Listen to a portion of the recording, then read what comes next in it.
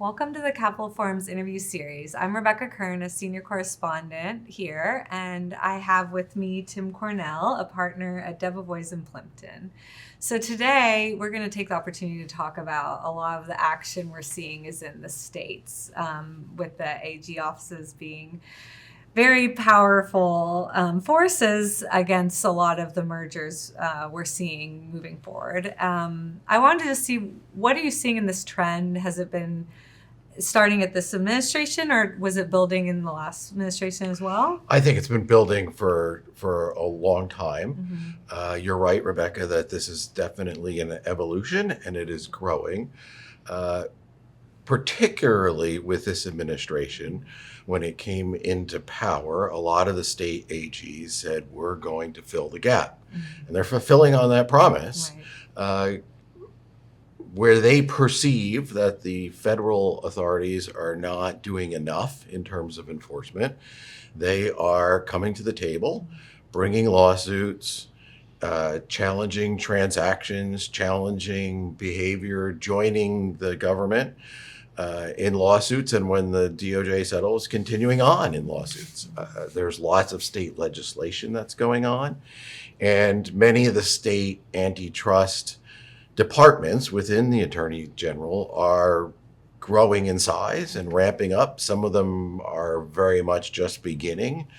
My home state of New Jersey is really sort of in its infancy in terms of having a large department, but New York and California and others have been around for a very long time. And we've seen in some merger suits, the states bring it in their own state, and the State Venue Act that came into force a couple of years ago really has empowered the states to carry the torch by themselves. Yeah, and where we're seeing, you're talking about this gap. So we're seeing the DOJ move to settle more cases, even as they go to trial. We saw in DOJ v. Live Nation.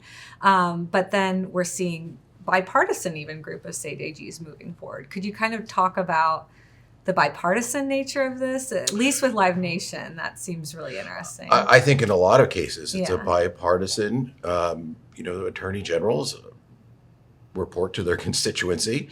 And in some states, these antitrust cases matter and affect a lot of people in their states. California in the entertainment industry, certainly, there's a big constituency there. In the Midwest, the farmers, there's a lot of cases going on in the agricultural world today. They have concerns there as well. They are, I would say, more often than not, blue state AGs are leading the charge or make up the larger portion of the coalitions, but they certainly are lots of bipartisan coalitions. And I mean, we're seeing Bonta kind of take the lead, AG Bonta in California, take the lead in a lot of these cases, particularly the Live Nation case. But I mean, could you talk about the budget these state AG offices have? I mean, obviously that's a very largely funded state, but could you talk about New Jersey, for example, or where we're seeing, are you following state legislators giving more funding to AG offices? I don't know the exact numbers, but clearly there is more money going into antitrust enforcement at the state level. I mean, people wouldn't be growing their antitrust departments but for the budget to do so. Do they have a budget anywhere near the Federal Trade Commission or DOJ? No. Do they get the funding from HSR fees, merger filing fees? No. But they still are, some of them are very large and growing. They don't have quite the full set of resources that the federal government has. In particular, economists, the economist staff at some of these state agencies is either nil or much smaller than would be at the federal government.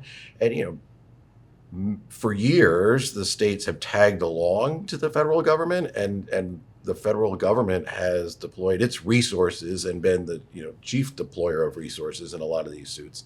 I think that is changing, and if they are going to fulfill the perceived gap the gap they think exists, then they're going to have to put their money where their mouth is, because they're going to need the resources to do that. Going to trial in an antitrust case, it can be very expensive, and for both sides.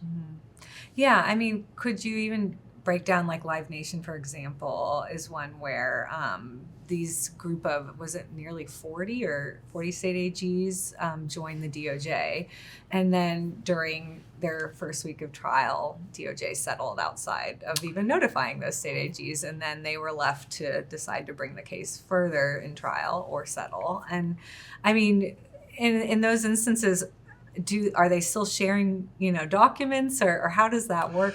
I don't have firsthand knowledge of that, but I assume that they're still sharing documents.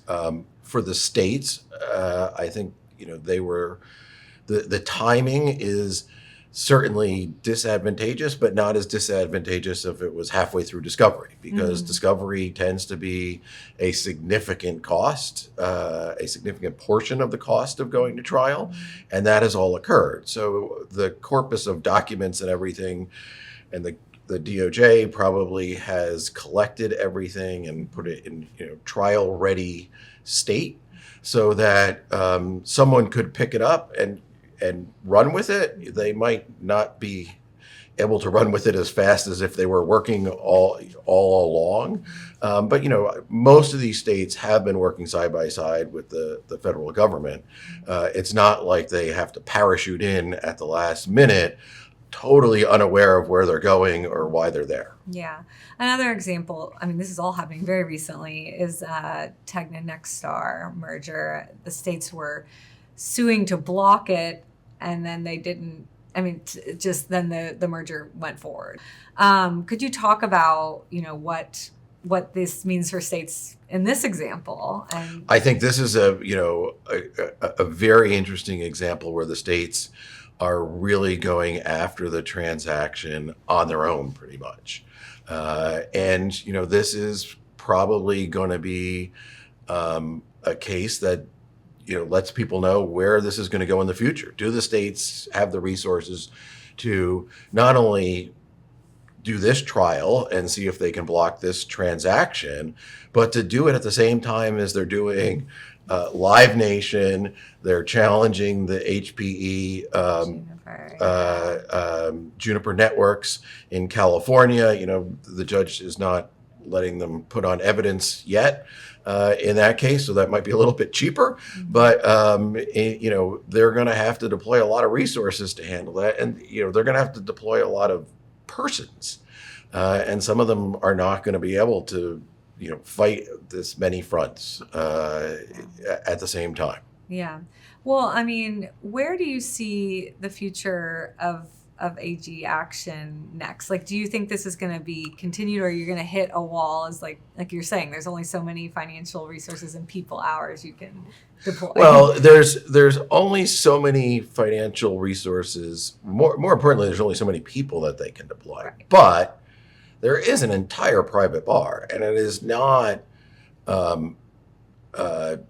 infrequent, or it's not that it's never occurred that the government hires the private bar to step in when they cannot, either because of resources or otherwise, meet the demand.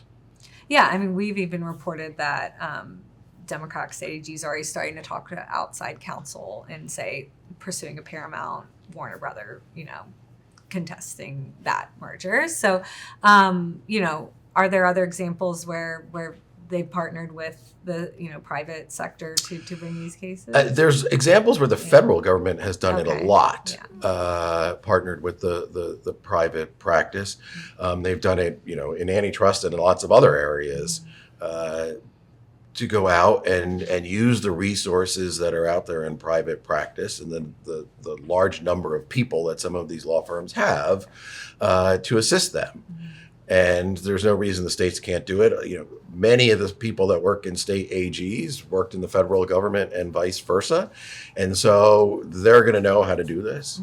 And they're going to, some of these states, certainly, New York and California have very large budgets to Texas to go out and do this kind of work. Yeah. And I mean, looking forward, like if you're a young attorney looking for jobs in public service, like where do you think these people should pursue? I mean, it seems like our current DOJ and FTC are settling in a lot of the merger cases, maybe not taking as much action. So, would you even advise folks look at states I think for those opportunities? Now, certainly, I would I would be looking at a state maybe towards the end of the Trump administration. We'll have to see where this goes and what the next administration looks like and where they're going to be in terms of antitrust enforcement and how the state AGs are going to react to that and, which way the antitrust winds blow. But assuming all things continue along this line, and it's been along this line for a long time, this trend of increased involvement in the states, I think the states are a great place for young attorneys to practice and really get fantastic hands-on experience. Well, thanks very much, Tim, for the Thank time. you. I appreciate the opportunity. It was great. Thank you. Yeah, thank you.